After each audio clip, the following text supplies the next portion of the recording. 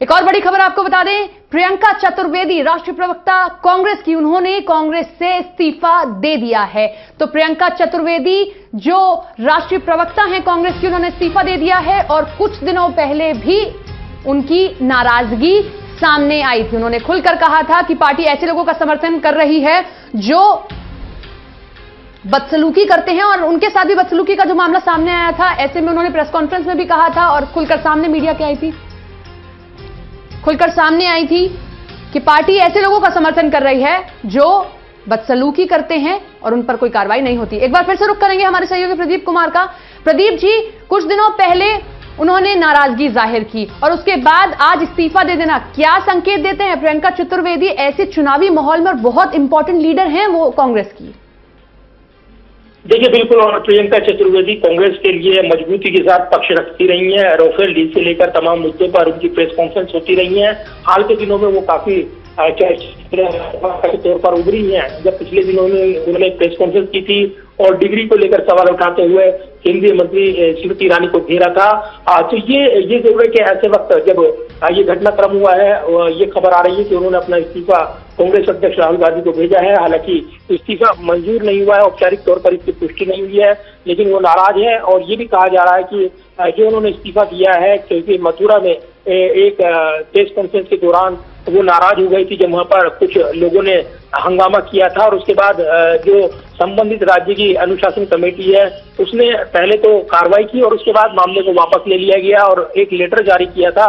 इसमें बताया गया था कि जो वेस्ट यूपी के प्रभारी इंचार्ज हैं ज्योतिरादित्य सिंधिया, उनकी सिफारिश के बाद उन पर चेतावनी देकर छोड़ा गया। उसी के बाद से उन्होंने एक ट्वीट किया था टैग करते हुए और ये कहा था कि काफी दुखी हूं कि अपना खून पसीना बहाने वालों से ज्यादा गुंडों को कांग्रेस में तरजीह मिल रही है। पार्टी के लिए मैंने गालियां और पत्थर खाए हैं, लेकिन उसके बावजूद पार्टी में रहने वाले नेताओं ने मुझे धमकियां दी।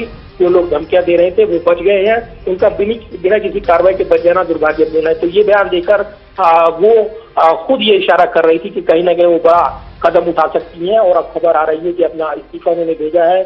खबर ये भी आ रही कि 17 अप्रैल को ही जब अपनी नाराजगी जाहिर करते हुए ट्वीट किया था, अब ये खबरें आ रही हैं कि वो शायद दूसरी पार्टी का दामन थाम ले, यानी शिवसेना की चर्चाएं हैं। मुंबई से आती हैं प्रियंका चतुर्वेदी और चर्चा ये भी थी कि वो चुनाव लड़ना चाहती थी लोकसभा का, और पार्टी ने हालांकि टिकट उनको नहीं मिल पाया और तब से ही ये कयास लगाए जा रहे थे। लेकिन जो घटनाक्रम हुआ मथुरा का, उसके बाद उनका दर्द छलक आया और उन्होंने अपनी नाराजगी सरेआम जाहिर कर दी और उसके बाद से ही ये लग रहा था कि वो शायद अपनी राजनीतिक दिशा को बदल दें और अब इस्तीफा उन्होंने भेजा है। क्या पार्टी मना लेगी और उनको मान मनोबल के जरिए, या फिर उनका इस्तीफा मंजूर हो जाएगा? अभी तक सस्पेंस बना हुआ है, थोड़ा इंतजार करना होगा। जी बिल्कुल प्रदीप जी, थोड़ा इंतजार करना होगा कि पार्टी मानती है या नहीं मानती। लेकिन ऐसे में पार्टी को संकेत दिए गए थे जब उन्होंने नाराजगी जाहिर की, कहीं ना कहीं उनको संकेत दिए गए। और अगर प्रियंका चतुर्वेदी पार्टी को छोड़ देती हैं, किसी और पार्टी का दामन थामती हैं, तो ये कहीं ना कहीं इस चुनावी माहौल में कांग्रेस का बड़ा नुकसान होगा, क्योंकि हमने अक्सर देखा है टीवी डिबेट्स में और हर जगह वो बड़ी मजबूती से कांग्रेस का पक्ष रखती हैं। देखिए, बिल्कुल, और कहीं ना कहीं जो लड़ाई है गुटबाजी ऐसे वक्त सामने आई है ये, जबकि कांग्रेस पार्टी एकजुट होकर चुनाव लड़ रही है और इस बीच पार्टी की एक वरिष्ठ प्रवक्ता अगर इस तरीके से नाराज हो जाती हैं, इस्तीफा तक भेज देती हैं, तो निश्चित तौर पर ये सवाल खड़े होंगे और विरोधी निश्चित तौर पर सवाल उठाएंगे, हमला करेंगे कि जब पार्टी में उनके नेताओं के साथ बदसलूकी करने वाले नेताओं को छोड़ दिया जाता है तो आखिर ये सवाल जरूर उठेंगे। विरोधी नेताओं को वार करने का मौका मिलेगा। और प्रियंका चतुर्वेदी के इस रुख के बाद जाहिर है उन्होंने भी अपना रास्ता तय कर लिया होगा, क्योंकि उनको लग रहा था कि इतना बड़ा बयान देने के बाद शायद पार्टी में उनके लिए आगे की राह आसान नहीं होगी। अब देखना होगा कि आगे का घटनाक्रम क्या होगा, लेकिन निश्चित तौर पर एक कांग्रेस के लिए अच्छा घटनाक्रम इसको नहीं कहा जा सकता। एक ऐसी प्रवक्ता जो लगातार अलग अलग मंचों पर कांग्रेस के लिए कांग्रेस का पक्ष रखते हुए अपनी प्रेस कॉन्फ्रेंस करती थी, अब ऐसे वक्त जब वो नाराज हो गई हैं और अपना इस्तीफा तक भेज देती हैं तो पार्टी से तो सवाल पूछे ही जाएंगे।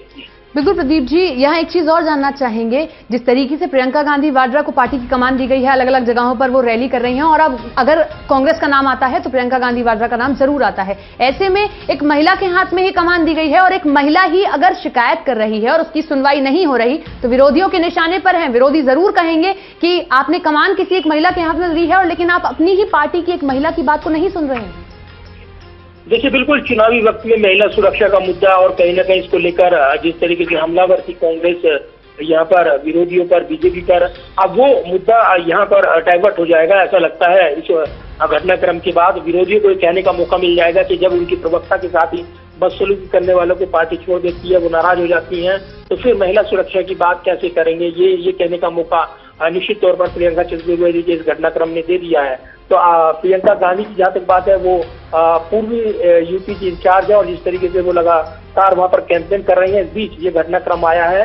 तो ये राजनीतिक महत्वाकांक्षा का चलता भी घटनाक्रम ये कहा जाएगा पार्टी की ओर से, क्योंकि ये जो जरूर कह रहे हैं कि उनकी कुछ राजनीतिक मजबूरियां रही होंगी, महत्वाकांक्षाएं रही होंगी कि उन्होंने इतनी आक्रामक प्रतिक्रिया दी। लेकिन अभी इंतजार करना होगा कि आगे घटनाक्रम किस ओर जाता है। इस्तीफे की मंजूरी और जिस तरीके से उनके इस्तीफे की बात आई है, तो अब देखना होगा कि उन्होंने क्या सोच समझ का निर्णय लिया है या फिर अभी मान मनोबल की कोई गुंजाइश है। बिल्कुल प्रदीप जी, देखना होगा। शुक्रिया तमाम जानकारी के लिए।